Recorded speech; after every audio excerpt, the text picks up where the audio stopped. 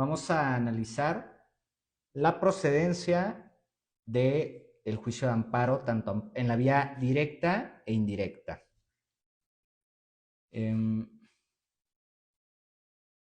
Perfecto, se escucha bien, ya me confirmaron, entonces vamos a iniciar.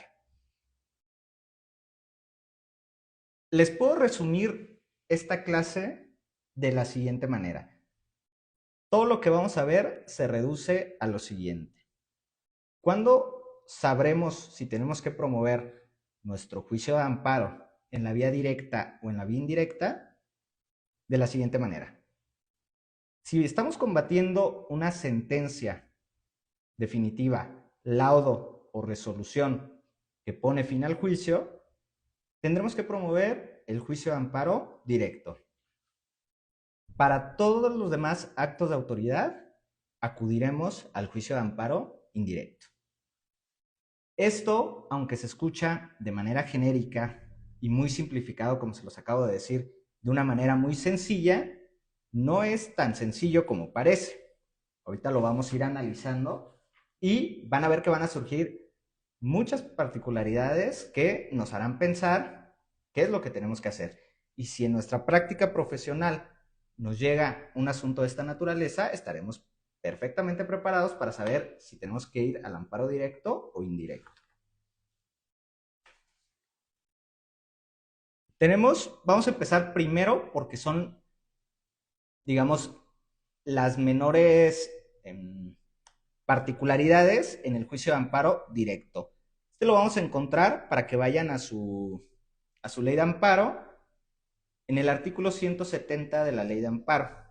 Nos dice, capítulo segundo, el amparo directo y procedencia, que es lo que estamos viendo. Artículo 170. El juicio de amparo procede y nos dice, como se los comentaba hace un momento, contra sentencias definitivas, laudos y resoluciones que ponen fin al juicio, dictadas por tribunales judiciales, ya sean administrativos, agrarios, del trabajo, de la materia que sean. Contra sentencias definitivas, yo creo que en este supuesto no hay una controversia, digamos, no podría existir mayor duda que es una sentencia definitiva. Como saben, el proceso se inicia con la presentación de la demanda. Posterior a eso hay una contestación, un periodo de pruebas, alegatos y sentencia. Con eso termina el proceso.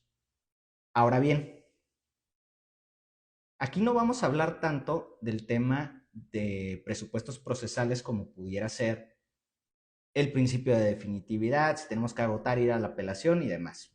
Vamos a tener en claro desde ahorita que hay que hacerlo. ¿Ok? Entonces, contra sentencias definitivas dictadas por tribunales. Aquí estamos hablando de un juicio. ¿Ok? Contra la sentencia definitiva, una vez agotada apelación, en caso de que proceda o en caso de que no, te vas al amparo directo. Laudos. Los laudos son un tipo de sentencia, pero que no emite un tribunal judicial como tal. ¿Quién emite entonces un laudo? Por ejemplo, las ya casi extintas juntas de conciliación y arbitraje en asuntos laborales.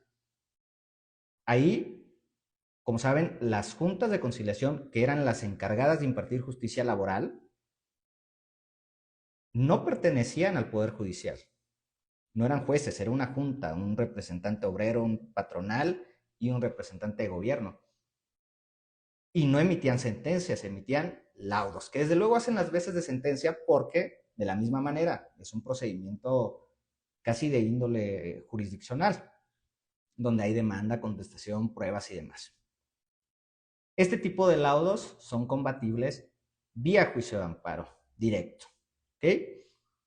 También en laudos arbitrales de comercio, lo establece el propio Código de Comercio, que en conflictos mercantiles, en ciertos supuestos, podemos acudir a un procedimiento especial, que es un tema de arbitraje comercial precisamente.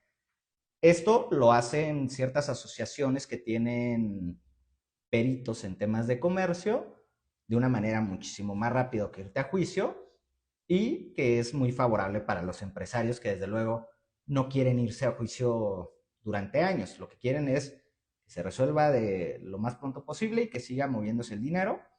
Para eso son los procedimientos arbitrales. En estos procedimientos se emite un laudo también. Y ese laudo, a su vez, es combatible vía juicio de amparo directo. Otro ejemplo de laudo. Porque muchas veces nos quedamos con lo que nos explican en la escuela, que nos dicen laudos, tú nomás quédate con los de la Junta de Conciliación. Bueno, ¿y qué va a pasar en 2 o 3 años que las juntas de conciliación y arbitraje ya no existan?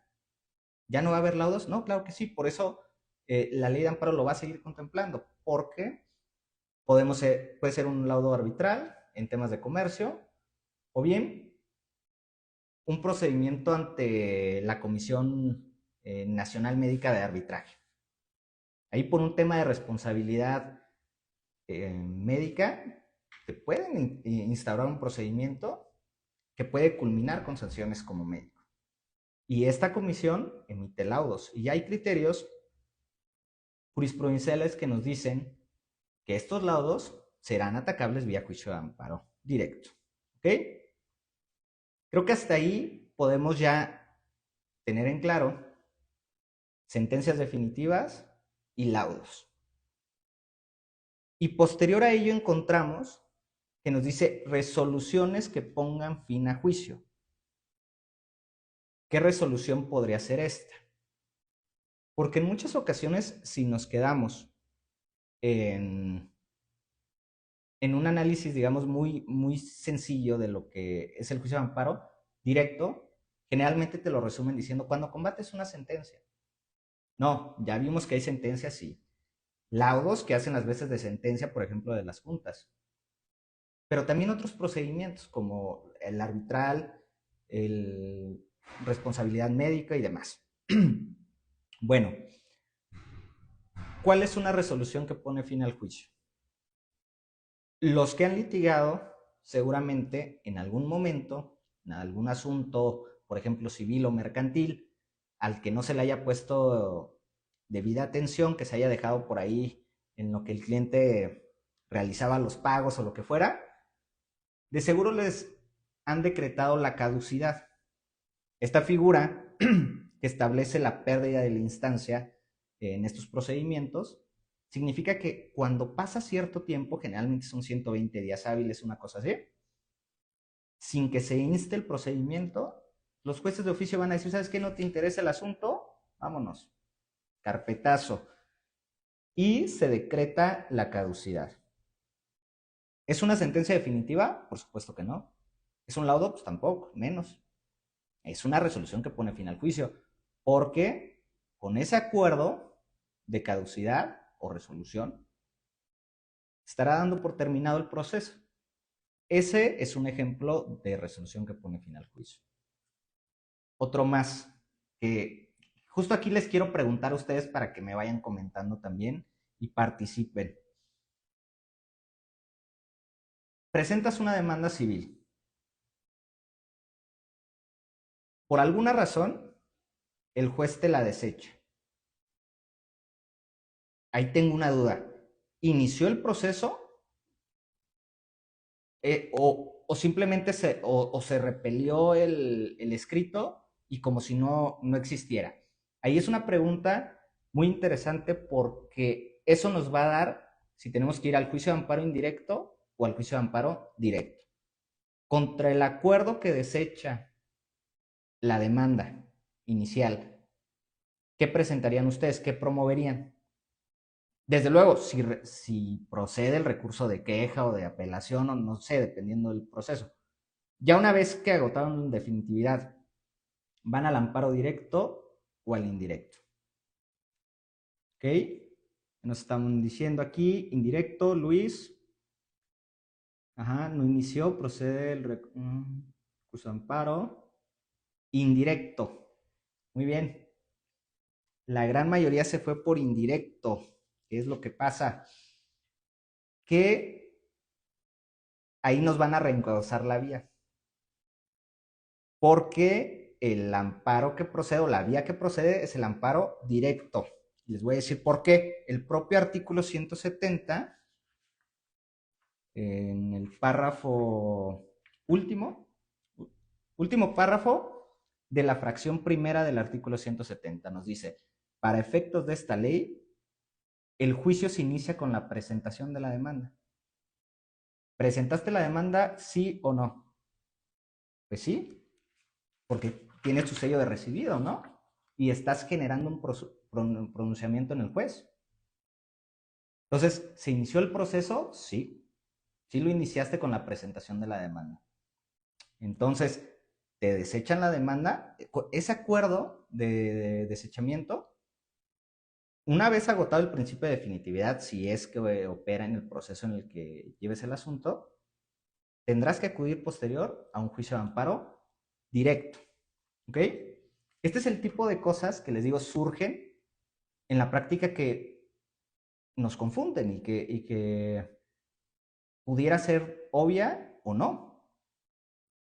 Ahora, ¿qué pasaría si promueves el amparo indirecto? Tú dices, ¿sabes qué? Es un acuerdo, yo a mi gusto, porque aquí está interesante en este apartado del amparo directo, que nos dice resoluciones que pongan fin al juicio, o sea, ¿cuáles? Nos toca a nosotros interpretar y a los jueces también. ¿Cuáles de estos acuerdos o resoluciones sí ponen fin al juicio y cuáles no? Entonces, tú como abogado, te llega el asunto y dices, me desecharon la demanda, no cabe ningún recurso porque es, no sé, un juicio oral mercantil, supongamos. ¿Qué promueve? Un juicio de amparo directo o indirecto. Y dices, ¿sabes qué? Indirecto porque para mí no inició el proceso. Vas al amparo indirecto que, como saben, lo tienes que presentar ante el juzgado de distrito. Y el juzgado de distrito al momento de recibir la demanda va a decir, no, ¿sabes qué? Ya inició el proceso. No puedes acudir a la vía indirecta. Pero eso no significa que te van a desechar la demanda, o sea, tampoco te preocupes de más. Va a reencauzar la vía. Va a decir, ¿sabes qué? Lo envío al tribunal colegiado en turno, en materia civil o la materia que sea, porque se tiene que tramitar en la vía directa. Y el tribunal colegiado lo va a recibir, te lo van a tener en tiempo, en caso de que tú lo hayas presentado en tiempo ante el juzgado de distrito. Entonces, pasa mayores, entre comillas, no. Pero ojo, si requieres la suspensión, te urge la suspensión del acto reclamado, eh, o no quieres, o que se resuelva en el mayor tiempo, en el menor tiempo, perdón, el juicio de amparo, pues desde luego que lo correcto es que lo promuevas donde es. Por eso es tan importante conocerlo. Recuerden que el amparo como medio de control constitucional siempre va a buscar seguir el principio de proacción, que significa voy a tratar de que siempre puedas acceder, o en la mayor medida de los casos, acceder a la justicia constitucional. Porque entiendo que vienes a defender derechos humanos, no vienes a defender cualquier otra cosa, ¿no? Son derechos inherentes a la persona y desde luego que van a buscar siempre la manera de que esto sea procedente. ¿Ok? Tenemos entonces los tres supuestos en los que va a proceder el amparo directo. Sentencias definitivas, laudos y resoluciones que ponen fin al juicio. Y aquí les tengo otra pregunta también para participar en esto. ¿Qué pasa cuando un juez de control en materia penal te emite un auto de no vinculación a proceso? ¿Qué promueves ahí? Si eres la víctima. Digo, si eres el imputado, pues qué bueno, ya te vas a tu casa. Pero si eres la víctima, ¿qué promoverían ustedes? Agotado una vez el principio de definitividad. ¿Se van al amparo indirecto o al amparo directo? Apelación, sí, claro. Agotando una vez el principio de definitividad, ¿promoverían ustedes amparo directo o indirecto? Ok, tenemos que aquí sería apelación efectivamente, y después de eso amparo directo o indirecto. Bien, aquí sí se dividió la audiencia. Directo Muy bien. Miren, en este caso hay una controversia en, incluso en los propios tribunales. No hay un criterio completamente fijado de si procede el amparo directo o procede el amparo indirecto.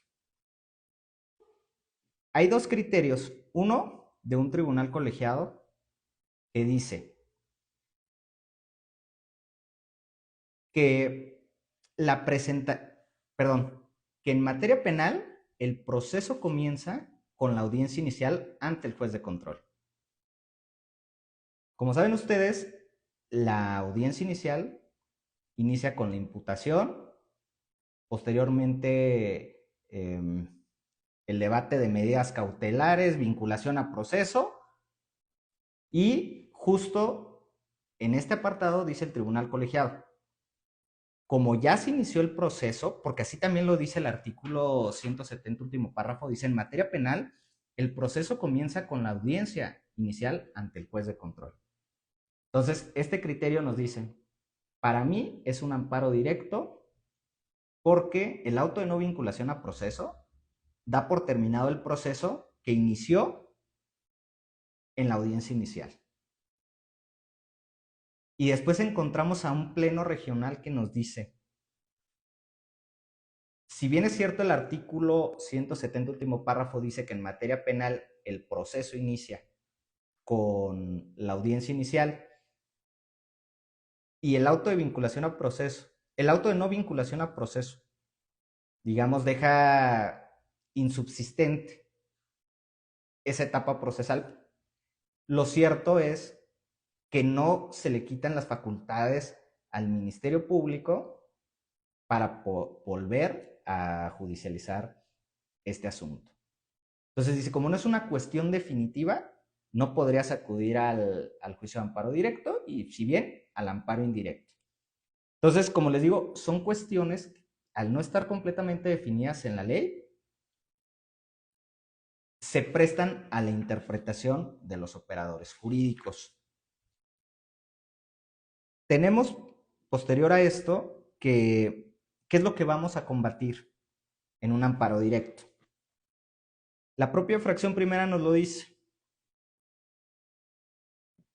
Ya sea que la violación se cometa en ellos, es decir, en las sentencias, en los laudos o en las resoluciones que pongan en fin al juicio, o durante el procedimiento que afecte las defensas del quejoso y trascienda al resultado del fallo. Esto, estamos hablando de inicio de dos tipos de violaciones. Una violación que puede ocurrir en la sentencia o en el acto reclamado como tal. Estamos hablando de cuestiones motivación y fundamentación, valoración probatoria, cuestiones de esta naturaleza, pero siempre establecidos en la propia sentencia o resolución. Por otra parte, tenemos las violaciones procesales. Como saben, en el proceso se encuentran establecidas en la ley las etapas del procedimiento, cómo se tienen que llevar a cabo, cómo se van a desahogar las pruebas, cuáles son las formalidades pues, de este procedimiento, ya sea un procedimiento civil, mercantil, penal o de la naturaleza que sea. Y estas normas las vamos a encontrar generalmente pues, en un código de procedimientos civiles, por ejemplo, familiar, código de comercio o en la materia en la que ustedes litiguen. Ahí podemos ver que nos va a decir procedimiento ordinario. Se inicia con la presentación de la demanda, que tiene que cumplir con estos requisitos, se emplazará al demandado para que produzca su contestación en tantos días y que ofrezca sus pruebas. Y después nos vamos a las pruebas y nos dice la manera en que se tiene que deshogar la prueba pericial, la prueba confesional, cuándo se van a declarar procedentes las posiciones que va a absolver el demandado, cómo se tienen que formular. Todo esto son cuestiones que se circunscriben al propio proceso. ¿Ok? Cuando no se respetan estas formalidades y con ello se afectan las defensas de nuestro representado, del quejoso, y trasciende el resultado del fallo, las tenemos que hacer valer también en el juicio de amparo directo. Entonces, juicio de amparo directo procede contra 3 cuestiones: sentencias definitivas, laudos o resoluciones que ponen fin al juicio. Siempre que las violaciones que vamos a alegar aquí se hayan cometido en la propia resolución, que es el acto reclamado, o bien durante el procedimiento, afectando siempre las defensas del quejoso y trascendido al resultado del fallo. ¿Ok?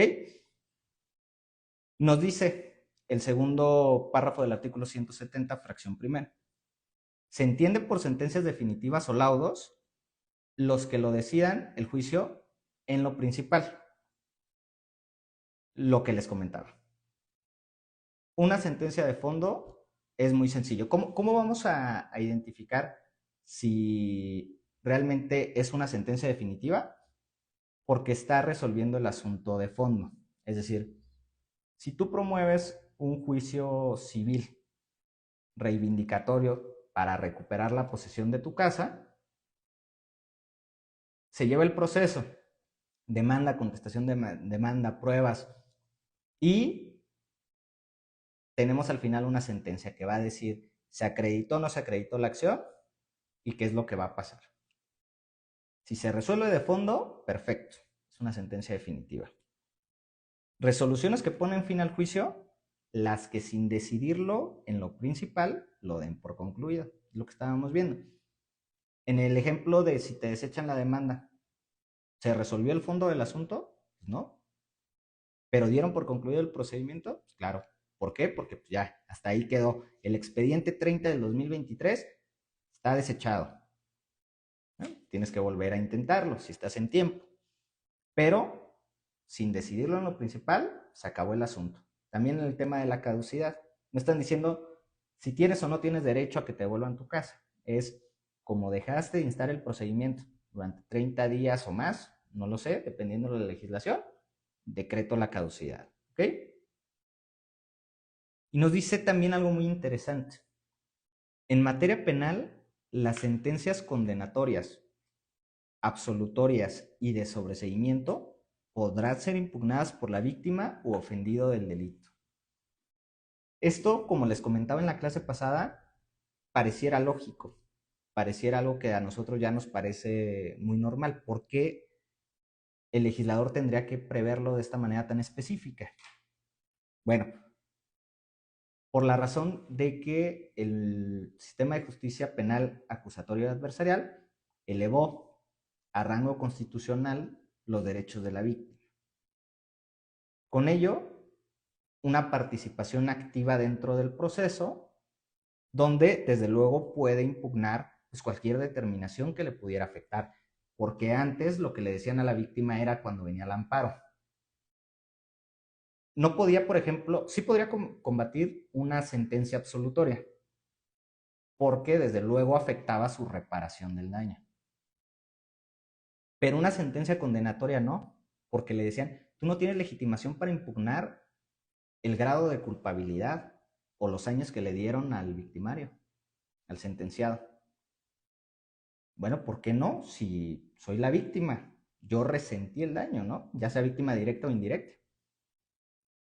Ahora ya pueden impugnarlo, pero antes les decían no, porque a ti lo único que te importa es que te reparen el daño. ¿Y qué crees? Ya fue condenado. Oye, sí, pero le diste 10 años cuando se trata de un homicidio calificado, que debieron de haber sido 25, 30 años.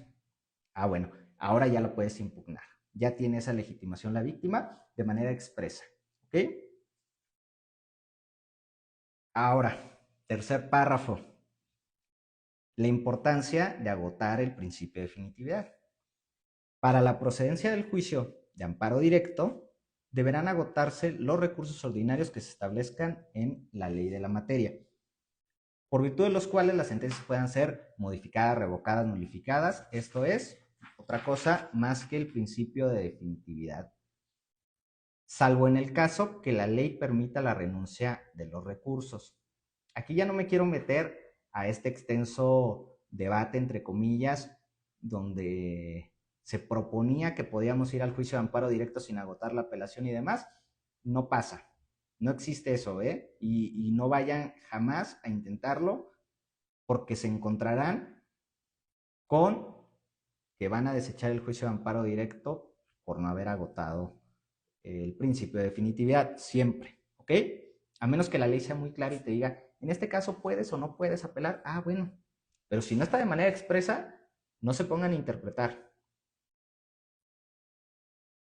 Después, cuando dentro del juicio surjan cuestiones sobre constitucionalidad de normas generales, que sean de reparación posible por no afectar derechos sustantivos, ni constituir violaciones procesales relevantes, solo podrán hacerse valer en el amparo directo contra la resolución definitiva. Ejemplo, cuando durante el procedimiento, supongamos, te citan a declarar o te piden un informe de documentación. Tú eres una empresa y te dice el juez, oye, vamos a hacer una inspección en tus documentos, en tus recibos de nómina, porque fueron ofrecidos como prueba. Por poner un ejemplo. Tú podrías decir, oye, esta norma en específico que me obliga a entregar mi documentación cuando el juez me lo pida, yo estimo que atenta contra mis derechos. ¿Ok? ¿Es un derecho sustantivo? Yo digo que sí, porque estamos hablando de un tema de privacidad y de datos personales seguramente también. Entonces, ahí podrías acudir al juicio de amparo indirecto. ¿Por qué? Porque aquí no lo está diciendo. Cuando surjan cuestiones de constitucionalidad durante el procedimiento que no afecten derechos sustantivos, si no afecta derechos sustantivos y es un tema únicamente de cuestiones procesales, ok, te esperas hasta la sentencia definitiva. Cuando vayas a impugnar en amparo directo dices, aparte, hago valer la inconstitucionalidad del artículo tal del Código de Procedimientos Civiles que establece, por ejemplo, la prueba pericial tiene que ser siempre de manera colegiada. Y pues yo digo que no. ¿Por qué? A final de cuentas, si yo estoy ofreciendo la prueba como parte actora, ¿por qué me tengo que esperar forzosamente a que el demandado nombra a su perito para que se lleve a cabo la prueba? En este tipo de casos, los que han litigado un poquito en temas civiles o mercantiles, donde nos dice que la prueba pericial tiene que ser de manera colegiada, se dan cuenta que el demandado dice, pues yo no te voy a, o sea, yo no voy a nombrar perito. Y el juez se los tiene que nombrar en rebeldía. Y después le dice, yo voy a cobrar 8,000 pesos por el peritaje y la contraparte, desde luego no va a pagar. Y te toca pagarlo a ti. Y sí, dice, ya al final se lo cobran costas y lo que sea, pero es un relajo esa prueba. Cuando realmente debería ser, si quieres, propon tu perito y que se pongan a discutir en el tema de su expertise. Eso, por ejemplo, como pueden advertir la diferencia entre este supuesto que les estoy dando del peritaje, que no afecta a un derecho sustantivo, o sea, no te afecta a un derecho humano, como sí te afecta quizás que entren a tus cuentas bancarias, que hagan una inspección en tu casa, en tu oficina, ahí desde luego que dice, oye, mi privacidad. Esa es la diferencia entre derechos sustantivos. Si no estamos en casos de afectación de derechos humanos, te esperas hasta el final, en amparo directo lo combates, ¿ok? Violaciones procesales relevantes, este también es otro supuesto de procedencia, que es este tipo de violaciones que surgen dentro del procedimiento que sin afectar derechos fundamentales, sí causan una afectación en grado superlativo, como pudiera ser. Voy a tener por ciertos, por ejemplo, los hechos en caso de que no acudas a la prueba confesional. Si tú quisieras impugnar la constitucionalidad de esa norma por decir es una violación, pero supongamos que te citen de manera, por listas. No es una notificación, digamos, contigo de manera personal y que así lo estableciera el código. Te voy a citar a la prueba confesional por lista. Si tú no te das cuenta, no llegas y ya te declararon confeso. Y quisieras impugnar eso, si lo argumentas de una manera adecuada, pudiera encuadrarse en una violación procesal superlativa o de relevancia, como establece aquí la ley. Y listo. Con eso terminamos lo que es el amparo directo, porque en la fracción segunda del artículo 170 nos dice: contra sentencias definitivas y resoluciones que pongan fin al juicio dictadas por tribunales de lo contencioso administrativo cuando sean favorables al quejoso. ¿Ok? Este es un tema muy específico en cuestiones fiscales y administrativas, donde tú promueves un juicio de nulidad ante el Tribunal de Justicia Administrativa, te dan la nulidad. ¿Eso qué significa? Que esa sentencia te benefició, pero por algún motivo tú quieres un beneficio mayor, ¿no? O fue parcialmente procedente. Puedes promover este juicio de amparo directo en términos de la fracción segunda, pero siempre que hagas valer inconstitucionalidad de normas. Ya cuestiones de legalidad ya no se van a meter a revisarlas si te fue favorable, así lo establece. ¿Ok? Y esto únicamente si la autoridad interpone y se admite el recurso de revisión en materia de contencioso administrativo. Es el único supuesto. Si no estamos dentro de ese supuesto, vamos a seguir con lo que es el amparo indirecto. Aquí vamos a encontrar más supuestos. Nos vamos al artículo 107 de la Ley de Amparo y vamos a advertir lo siguiente.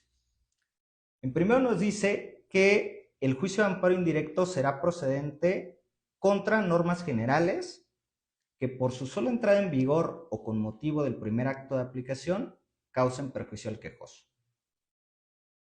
Aquí, como podemos advertir, tenemos dos tipos de normas: normas autoaplicativas y normas heteroaplicativas. ¿Cuál es una y cuál es otra? Cuando por su sola entrada en vigor nos causan una afectación, se conocen como normas autoaplicativas. Cuando se requiere un primer acto de aplicación, estas normas son heteroaplicativas. ¿Y cuál es la diferencia o por qué nos meteríamos en el tema de decir qué importa si es a la entrada de vigor o es heteroaplicativa? Bueno, que cuando son autoaplicativas tenemos 30 días a partir de la entrada en vigor para acudir al juicio de amparo indirecto. Y cuando son heteroaplicativas, es decir, que se requiere un primer acto de aplicación, tendremos 15 días para promover el amparo indirecto. ¿Ok? Vamos a poner un ejemplo. Norma autoaplicativa. Una norma por ejemplo, de tránsito. Una norma administrativa. Que nos digan: a partir del día de hoy, los vehículos del año 1990 para abajo ya no van a circular. Desde ese momento te están causando una afectación. Porque si tú tienes un vehículo de 1998, por poner un ejemplo, ya no vas a poder circular en el momento en que entre en vigor esa ley. Entonces, tienes 30 días para acudir al juicio de amparo indirecto. Heteroaplicativas, por ejemplo, una norma en materia penal. El tipo penal de homicidio. Comete el homicidio quien priva de la vida a otra persona. Así. ¿Te causa una afectación cuando se entra en vigor? Por supuesto que no. Te tienes que situar forzosamente en el supuesto para que te sea aplicada. ¿Ok? Y para ello tendrás después 15 días. Nos dice también el artículo 107, fracción primera, cuáles son todas estas normas generales. Como les decía, no es amparo contra leyes, nada más. Estamos hablando tratados internacionales, leyes federales, constituciones de los estados, leyes de los estados, reglamentos federales, cualquier tipo de norma o resolución de observancia general. ¿Ok? Todas estas son las normas contra las que procede el juicio de amparo indirecto. Y vamos a llamar después, esto ya es un poquito más específico, pero pues llamaremos como autoridades responsables de estas normas a las encargadas de su promulgación y su expedición, en caso de que sea el reglamento, por ejemplo, y a todos los intervinientes dentro del proceso de creación de la norma. ¿Ok? Posterior a esto tenemos en la fracción segunda que procede el juicio de amparo indirecto contra actos o omisiones que provengan de autoridades distintas de los tribunales judiciales, administrativos o del trabajo. Aquí encontramos casi todos los supuestos de procedencia del juicio de amparo indirecto contra cualquier tipo de autoridad, porque son todo lo que no venga de los tribunales judiciales, sea desde luego un acto de autoridad, será combatible vía juicio de amparo indirecto por esta fracción. ¿Okay? ¿Cuál pudiera ser? En el tema de una universidad, por ejemplo, de los juicios de amparo indirectos en contra de la omisión de expedir el título en un plazo razonable. ¿Estamos de acuerdo que es una omisión? Sí, porque tiene un deber de expedir el título profesional, del cual se está absteniendo de hacerlo. Entonces, es una omisión, proviene de una autoridad, pues sí, en este caso es la universidad, es distinta de los tribunales judiciales, sí, encuadra en esta fracción. ¿Cuál otro? Tema de los bancos también, bloqueo de cuentas. Es un acto, proviene de autoridad y es distinta del tribunal judicial. El presidente de la República te emite un decreto donde te va a expropiar las propiedades que tienes cerca del Tren Maya, es un acto de autoridad y distinta de los tribunales judiciales. ¿Ok? Se empieza a poner más interesante esto, porque en la fracción tercera nos dice, es procedente contra actos, omisiones o resoluciones provenientes de un procedimiento administrativo seguido en forma de juicio. ¿Qué procedimiento administrativo es seguido en forma de juicio? Pudiera ser un tema de responsabilidades administrativas de servidores públicos. Estamos de acuerdo que cuando Contraloría, por ejemplo, o la dependencia encargada de este tipo de situaciones, puede sancionar a un servidor público por un ejercicio indebido del propio servicio. ¿Es un procedimiento administrativo? Sí, porque pues, es una autoridad administrativa y se sigue en forma de juicio, porque te van a notificar el inicio del procedimiento. Te van a decir, ven y defiéndete, tráete un abogado, presenta pruebas, desvirtúa, alega y posteriormente voy a emitir una resolución que puede o no puede ser favorable a ti. Contra ello te irías al amparo indirecto. ¿Ok? Porque, volvemos a lo mismo, no es un juicio, es un procedimiento administrativo seguido en forma de juicio. Procedimientos también de conducta, por ejemplo, en cuestiones de militares, de Guardia Nacional, este tipo de asuntos, más bien este tipo de procedimientos administrativos que van a seguir la forma de un juicio siempre que se trate de la resolución definitiva, o sea, ya cuando tengamos una resolución que, por ejemplo, diga, te voy a sancionar servidor público con la inhabilitación por 10 años, por estas y estas razones, podrás acudir al juicio de amparo indirecto y harás valer las violaciones que encuentres dentro de la propia resolución, motivación, fundamentación y demás. O bien, actos en el procedimiento que sean de imposible reparación. Imposible reparación. Siempre que escuchen imposible reparación, tenemos que entender que hablamos de violaciones de derechos fundamentales. Siempre que cualquier acto de autoridad atente contra un derecho humano, estaremos en este supuesto y podrás combatirlo. Entonces, Durante el procedimiento de responsabilidades administrativas ante Contraloría, me dicen, estamos investigando como servidor público porque recibiste un pago indebido por 1 millón de pesos y vamos a acceder a tus cuentas bancarias. Contra ello, yo estoy en el supuesto del artículo 107, fracción tercera, inciso B. Estoy dentro del procedimiento administrativo seguido en forma de juicio, pero este acto en particular es de imposible reparación. ¿Por qué? Transgrede mi derecho fundamental a la privacidad. Con ello, será revisable vía juicio de amparo indirecto.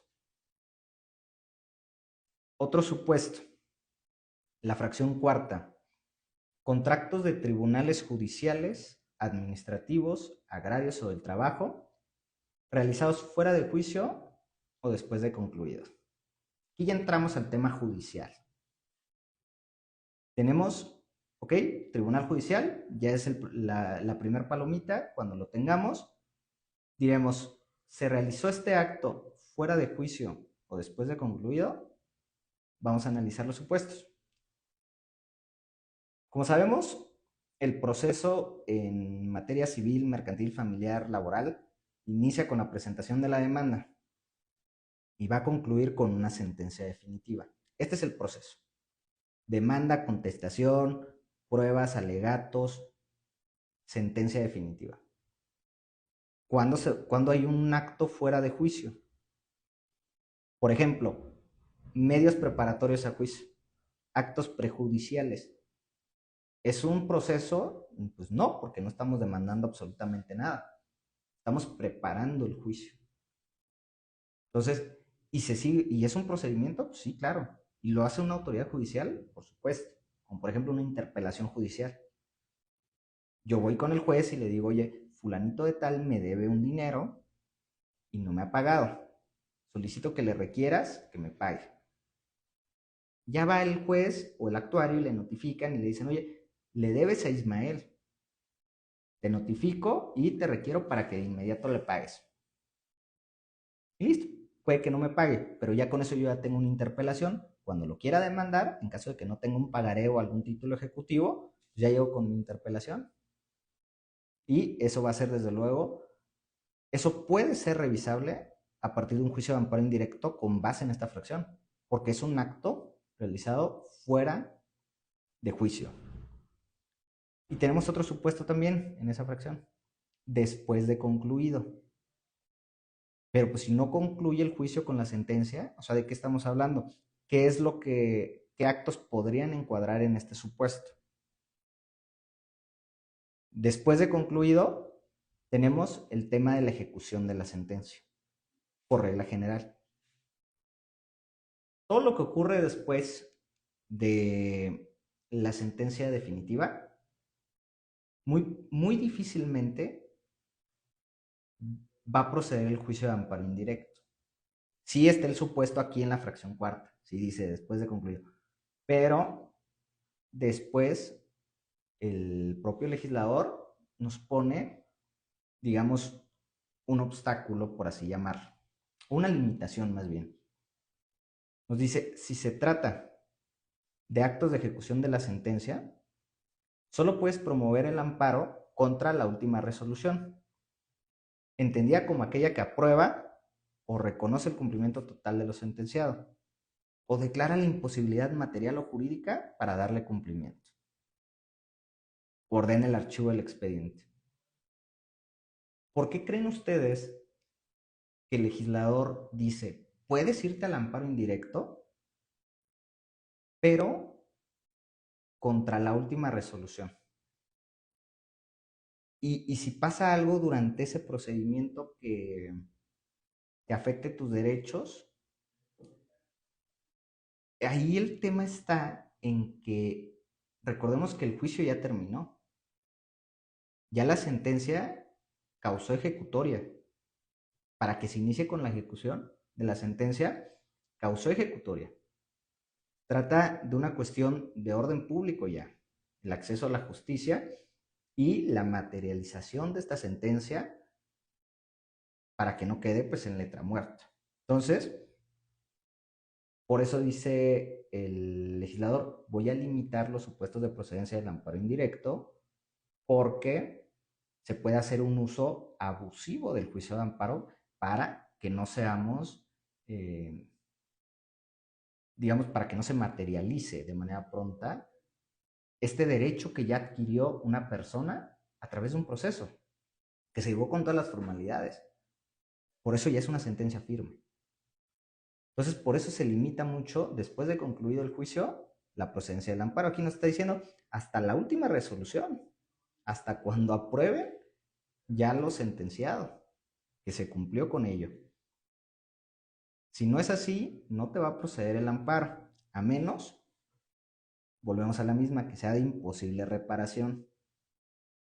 Y esto, cuando digo que sea de imposible reparación, que afecte derechos humanos, siempre que sea una cuestión diversa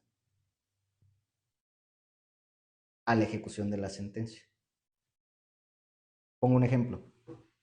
Tú fuiste sentenciado a pagar 1,000,000 de pesos. No pagas, ya tienes sentencia y inicia la ejecución. Oye, te doy 3 días para que de manera voluntaria vengas y pagues, o si no te voy a embargar bienes. Ok, no pagas. Van a tu casa, te embargan un inmueble. ¿Te están afectando con ese acto un derecho sustantivo? Pues sí, porque te están afectando tu derecho de propiedad con este gravamen. ¿Puedes acudir al juicio de amparo indirecto? Pues no. Y eso que se trata de un acto de tribunal judicial realizado fuera de juicio. Pero este acto como tal se está realizando en cumplimiento a la sentencia. O sea, tiene estrecha relación. ¿Qué dice el legislador? Ok, puede ser que el embargo se haya hecho de manera que no se hayan seguido las formalidades en el embargo. Por ejemplo, que haya llegado el actuario y te diga, oye, ¿sabes qué? Te voy a embargar este bien y no te dio el derecho a ti de nombrar o de señalar bienes para que garantizaran el pago. No te requirió del dinero. Si estamos en ese supuesto, podemos decir que el embargo no se realizó con las formalidades que establece el código, pero no te puedes amparar de inmediato contra ello, sino hasta la última resolución. ¿Ok? Y después, otro supuesto muy importante, porque esto es lo que más, o en la mayoría de los casos, sucede en los juicios. El tema de remate.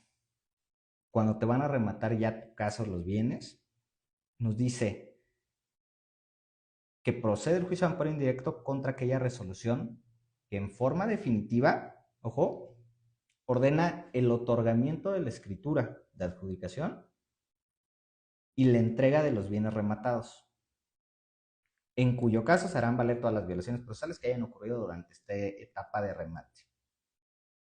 Esto pasa, por ejemplo, cuando, en el mismo ejemplo de un embargo, ya te embargaron el bien inmueble y se saca remate. Remate significa que se va a subastar el bien inmueble al público. Generalmente se hace un avalúo, bueno, no generalmente, es el procedimiento. Se hacen avalúos del inmueble, se fija un precio y se saca remate a 2/3 del valor del bien. Y llegan postores y dice alguien, oye, yo quiero participar y aquí deposito la cantidad y listo. Y en eso llega otra persona y dice, ¿sabes qué? A mí también me interesa y pues, doy un poquito más. ¿Ok? Para todo ello hay un procedimiento. Si este procedimiento no se llevó a cabo de la manera adecuada, ¿lo puedes echar para atrás? Sí. Pero hasta que te esperes hasta la última resolución para que puedas ampararte. Antes no. Entonces, pero vean la problemática aquí que nos dice el legislador. La última resolución, entendida como aquella, y nos da dos supuestos, la que ordena el otorgamiento de la escritura y la entrega de los bienes rematados. Si hemos litigado en este tipo de asuntos, e incluso aunque no litiguemos, pero de pura lógica, podemos advertir que son dos momentos distintos. Una cosa es, o el procedimiento se lleva de la siguiente manera. Supongamos que ya se remata el bien y dicen, se lo queda Ismael porque fue el que dio mayor cantidad de dinero o fue el único postor. ¿Ok? Entonces ya la casa, pues ya me dice el juez, ya es tuya. ¿Ok? Se emite una resolución y demás. En el registro público, en las escrituras, ¿quién es el dueño? Pues el demandado. Entonces el juez le va a requerir, ya que quede firme mi adjudicación, te requiero para que en 3 días de manera voluntaria vengas a la notaría número tal a que firmen las escrituras en favor de Ismael, que se acaba de adjudicar tu casa. ¿Tú crees que un deudor va a ir? Pues por supuesto que no. Ya va a decir, pues háganle como quieran, pues ya me la quitaron. Entonces, pasado ese plazo, el juez va a decir, ah, bueno, no viniste, pues yo la firmo. Y la firma el juez. Entonces, ya pasó el requerimiento en el que ordena el juez el otorgamiento de la escritura. Ya después ya tengo mis escrituras, ya me las da el notario, inscritas en el registro público y todo. Y le digo al juez, bueno, ponme en posesión. Ya no tengo que hacer un juicio, porque ya sería el colmo. Si tuviera yo que ir a hacer un juicio reivindicatorio y plenario de posesión para que me entreguen la casa. No, ahí mismo le digo al juez, oye, ponme en posesión real y material de la casa. Y va el juez y igual, de manera voluntaria primero, y si no, van y te sacan fuerza pública. Y se acabó el procedimiento de remate. Pero estamos de acuerdo en que son dos supuestos distintos. O sea, el propio legislador nos está confundiendo en la procedencia de este amparo, porque nos dice, puedes promover en procedimientos de remate contra la última resolución, que es la que ordena la escritura de adjudicación y la entrega de los bienes rematados. Son cuestiones diferentes. Y hay una resolución que ya la Corte ya lo resolvió. Justamente hay dos jurisprudencias. Primero, okay, fue una por ahí del 2016 que es la jurisprudencia que dice este rubro. Remate. Para efectos de la procedencia del juicio de amparo indirecto, la resolución definitiva impugnable es la que indistintamente ordena otorgar la escritura de adjudicación o bien entregar la posesión de los bienes inmuebles. Ahí resolvió esta pequeña duda la Suprema Corte. Pero imagínense, para que un asunto llegue a la Suprema Corte por vía de contradicción de criterios, es porque pues, en los tribunales colegiados del país pues, existe esta duda y criterios discordantes. Entonces, llega la Suprema Corte y nos dice, a ver, el legislador nos dice y está separando con de una manera que nos hace entender que son dos supuestos distintos y que puede ser indistintamente una u otra. Pero ¿qué pasa aquí? Entra otra cuestión muy interesante que dio precisamente necesidad de que la Suprema Corte se volviera a pronunciar al respecto. Ya entendemos que voy a ampararme contra dos supuestos en el tema de remate. Uno, cuando me ordenen la escrituración, o dos, cuando me digan entregarle la casa. Esa es elección del quejoso, ¿ok? Pero ¿qué es lo que pasa? Y se los acabo de comentar ahorita explicando el procedimiento de ejecución, de remate. Primero el juez te va a requerir para que de manera voluntaria vayas a la notaría a firmar la escritura. Y si no lo haces, lo hará de manera, o sea, el juez te va a percibir de que si no vas, él la va a firmar. ¿Contra qué acto? Aquí les pregunto, ustedes promoverían el juicio de amparo indirecto. Ustedes dicen, no, al momento de que me ordenen la escrituración, voy al juicio de amparo indirecto para no esperarme a que me diga entrega la casa. Entonces promueven el amparo indirecto cuando o sea, contra el primer acuerdo, cuando el juez les dice, acude de manera voluntaria a la notaría o lo van a promover cuando se haga efectivo el apercibimiento. Esto es, que el juez, en su rebeldía, firme la escritura. Entonces, ¿qué harían? Y pónganme en los comentarios. Contra el acto de entrega, ok, sí, pero en este caso nos vamos, o sea, nos vamos a amparar contra la orden de escrituración. Y la pregunta es, cuando te lo ordena de manera voluntaria que vayas a la notaría, o dos, cuando el juez lo firma de manera voluntaria. Entonces, ¿en qué momento se ampararían?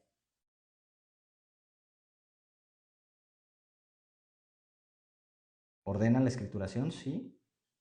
O sea, pero la está ordenando, pero te está diciendo que de manera voluntaria vayas.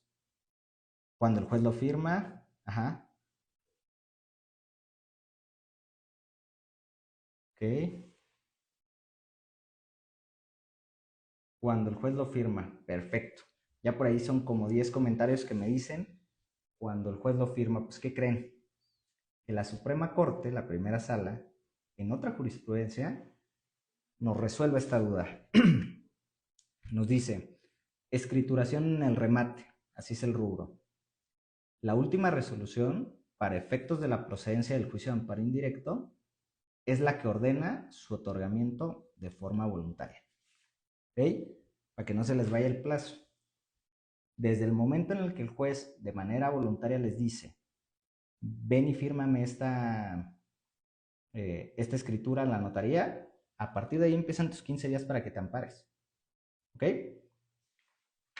Pero para que vean que justamente este tipo de cuestiones nos meten aprietos a todos los operadores jurídicos y por ello la necesidad de que la Suprema Corte emita resoluciones que, que nos aclaren el panorama.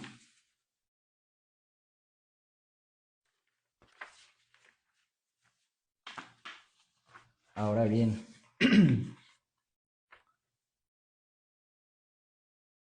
tenemos en la fracción quinta contra actos que sean de imposible reparación. Este es un tema también completamente judicial. Durante el juicio, algún acto que sea de imposible reparación. ¿Qué puede ser de reparación y qué no? Es precisamente si existe una afectación a un derecho fundamental. ¿Ok? Por ejemplo, en un procedimiento familiar, se ordena por el juez que hagan una inspección en el domicilio donde vive el menor, que es mi casa, supongamos. Yo quiero que entren a mi domicilio, pues no. ¿Por qué? Porque pudieran estar afectando mi derecho a la privacidad. Me ordenan que me haga quizás una prueba de ADN. Afecta mi derecho humano a mi integridad física y personal, por supuesto, porque me van a sacar sangre.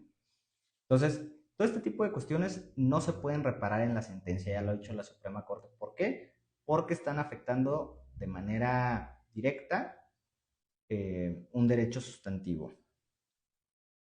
¿Ok? Entonces, siempre que se afecte en esto, no te tienes que esperar a la sentencia definitiva. Si no se puede reparar, porque es una violación a un derecho fundamental, y vean el ejemplo. Si, por ejemplo, durante las pruebas del proceso me dicen eso, vamos a ir a tu casa a revisar y a tomar fotografías de cómo vive el niño y cómo vives tú, ahí ya se va a ver expuesta tu intimidad. Y en la sentencia definitiva puede que hasta ganes el juicio. ¿Y eso significa que se va a reparar la violación a tu derecho a la privacidad? Pues no. Eso ya se consumó y ya no va a ser reparable aun y cuando ganes la sentencia o el juicio. Entonces, ahí pueden ver ustedes la diferencia. Que si fuera, por ejemplo, es una prueba, admitieron una prueba y yo estoy inconforme con ello porque fue ilegal y demás, y te quieres ir al juicio de amparo indirecto, te van a decir, espérate, eso se puede reparar en la sentencia. ¿Qué tal que ganas el asunto? ¿Qué tal que te absuelven? Entonces, no va a ser procedente cualquier acto intraprocesal como un juicio de amparo indirecto. Por regla general, te esperas a la sentencia y ahí sí combates como violaciones procesales, ya lo vimos, cualquier situación dentro del procedimiento que afecte. ¿Okay? En la fracción séptima ahora encontramos contra las omisiones del Ministerio Público en la investigación de los delitos. Reserva o ejercicio, desistimiento de la acción penal o por suspensión del procedimiento cuando no esté satisfecha la reparación del daño. Ustedes, los que son penalistas, podrán advertir aquí algo muy parecido a un recurso ordinario que tienen en el Código Nacional de Procedimientos Penales, que es la audiencia de tutela de derechos, que si no me equivoco, está en el artículo 58 del Código, que nos dice que tenemos que acudir ante un juez de control. Ok, pero una vez agotado ese principio de definitividad, que digamos, te emiten un ejercicio de la acción penal, te lo notifican como víctima, vas a la audiencia de tutela de derechos y lo combates. Juez de control te lo confirma, tienes que acudir al juicio de amparo indirecto ahora. ¿Ok? Entonces, aun y cuando en la ley de amparo te dice de manera directa que es contra la omisión del Ministerio Público, pues sí, pero esa omisión la tienes que combatir con el juez de control. Y el juez de control será la autoridad responsable, no el Ministerio Público. ¿Ok? Porque si te vas contra la omisión del Ministerio Público de manera directa al amparo con fundamento en esta fracción, te lo van a rebotar, lo van a desechar porque no agotaste el principio de definitividad. ¿Ok? En la fracción octava, contratos de autoridad que determinen inhibir o declinar la competencia o el conocimiento de un asunto. Aquí en este caso, yo en lo particular no agoté un principio de definitividad en un asunto de índole familiar. En este asunto se determinó que iba a conocer un juez de otro estado en el que yo estaba promoviendo el juicio, con regla de competencia de donde vivía el menor, o existía pues este tema de litigio. Como declina competencia de manera oficiosa, acudí al juicio de amparo indirecto con base en esta fracción. Y dije aparte que estaba transgrediendo digamos, las reglas propias de competencia aplicables, que eran las normas de, en este caso, del estado de Querétaro, y lo habían remitido al de Michoacán. Hice valer de manera directa una violación a la Constitución en temas de las facultades de las propias autoridades judiciales que se encuentran en los estados, que son autónomas e independientes, y está por resolverse ese asunto, fue admitido, pero en este caso, siempre que se decline la competencia de un asunto, podrás acudir al juicio de amparo indirecto. Esa es la procedencia. Y finalmente, la fracción novena nos dice, contra normas generales, actos o omisiones de la Comisión Federal de Competencia Económica, COFESE, y el Instituto Federal de Telecomunicaciones. Esto no es otra cosa que organismos autónomos, uno de ellos en tema de competencia económica, otro de telecomunicaciones, pues sus resoluciones, de la misma manera, serán impugnables en el amparo indirecto. Pero ojo, tratándose de la misma manera de la última resolución. ¿Ok? Hasta ese momento podemos acudir al juicio de amparo indirecto.